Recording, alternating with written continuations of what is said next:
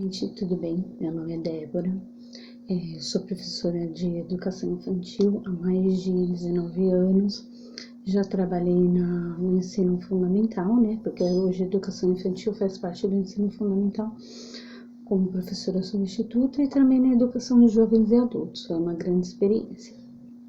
Eu vou falar aqui sobre a documentação pedagógica e como ela pode permear todo o trabalho da educação infantil, sendo um grande aliado, tá?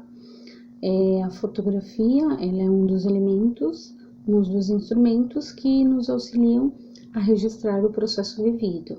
E a documentação pedagógica, ela tem esse sentido de historicizar o processo vivido. Bom, vou fazer um histórico sobre a fotografia. A primeira fotografia, ela foi produzida em 1826 por Joseph, Niepce. E ele registrou como? Ela foi produzida, por uma câmera, e essa câmera era exigida uma exposição solar no total de 8 horas. Ou seja, ela capturava as imagens por meio de exposição luminosa. A fotografia, ela serve para transmitir uma mensagem, eternizar momentos. E ao longo do tempo, a fotografia, ela revolucionou o mundo, porque ela é entendida também como uma arte visual. No Brasil, um dos grandes pioneiros foi o pintor naturalista, em 1824, Anthony Hércules. Ele utilizava uma câmara escura com uma chapa de vidro e um papel sensível. Isso era impresso, por papel cortado. Depois nós tivemos o daguerreótipos, a fotografia em 1861. E também nessa época nós tivemos a revolução da Panasonic, em 1889 a Kodak, a Polaroid, em 1967 já a máquina Olympus, em 1980, a revolução da Sony. Nós também tivemos com o iPhone e a questão dos Androids, com a câmera frontal e selfies. Bom, dentro da documentação pedagógica, a fotografia, ela amplia esse caráter de historicizar o processo vivido. E ela é um importante instrumento, porque nós também podemos oferecer às crianças possibilidades de retratar a realidade, oferecendo câmeras, mais simples, e dessa forma as crianças vão registrando os momentos e eles vão sendo eles são sujeitos de direitos, eles são pessoas em desenvolvimento. Ela também tem esse caráter para nós expormos as fotos e ampliando os olhares, através, de um olhar artístico. A fotografia, ela também hoje, ela pode ser encontrada, através das fotos, nas câmeras digitais, nos celulares, nos computadores, a foto nos materiais impressos. Então, ela tem esse caráter também afetivo. E a fotografia, ela nos dá apropriação daquele momento vivido. Bom, um aspecto que eu quero deixar bem claro aqui é que dentro da educação infantil a fotografia é um aspecto crítico, não tirar foto das crianças fazendo pose, carinhas, gestos, não. Tirar foto da criança sempre quando a criança estiver produzindo alguma atividade, alguma experiência, vivência, para que isso não se torne um aspecto ou uma situação só de brincadeira, tá?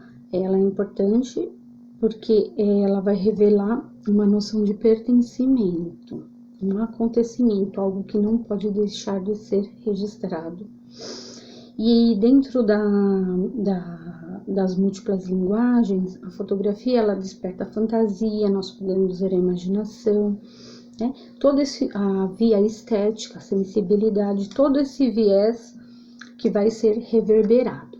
O que acontece? Dentro dos nossos planejamentos, né? Dentro das nossas intenções, dentro daquilo que nós vamos propiciando, ele tem esse caráter. Ou seja, a fotografia, ela vai tendo esse caráter inspirador. Eu vou falar um pouquinho também de um fotógrafo muito importante brasileiro. Ele se chama Araquém Alcântara. Você também pode segui-lo lá no Instagram. E ele é muito famoso. Ele é brasileiro, ele é um dos maiores expoentes, né, da fotografia. Ele também registrou essa matança, essa queimada no nosso Pantanal. E ele revela aspectos da natureza e aspectos ecológicos. Uma curiosidade do Araquém Alcântara é que ele é o primeiro fotógrafo a registrar e documentar todos os nossos parques nacionais no Brasil. E eu vou falar um pouquinho também de um texto que ele produziu, e eu vou ler um pouquinho para vocês. Se chama Fotografia é Oxigênio. A ausência de conteúdo e beleza nas fotos está na razão direta da falta de cultura dos fotógrafos. Os grandes fotógrafos, eles se preocupam menos com as câmeras e mais com a harmonia das imagens. Nas palavras de Man Ray, jamais deixará de existir quem leve apenas a técnica em consideração, e como enquanto os outros de temperamento mais inquiridor desejarão saber por quê. Eu sempre preferi a inspiração e a informação. Portanto, fotografe com os olhos do coração, e esteja consciente na hora de apertar o botão. Procure conhecer a obra dos grandes fotógrafos. Veja muitas. Fotos com olhar crítico e contemplativo. Acompanhe as exposições de fotografia. Visite museus. O fotógrafo tem que conhecer a história da arte e as obras dos grandes mestres. Importante também é ler tudo sobre fotografia e ver grandes filmes. Aprende-se muito com Akira Kurosawa, Antonioni, Bergman, Glauber Rocha. E o mais importante, fotografe ininterruptamente. A constância no fotografar vai fazer você evoluir.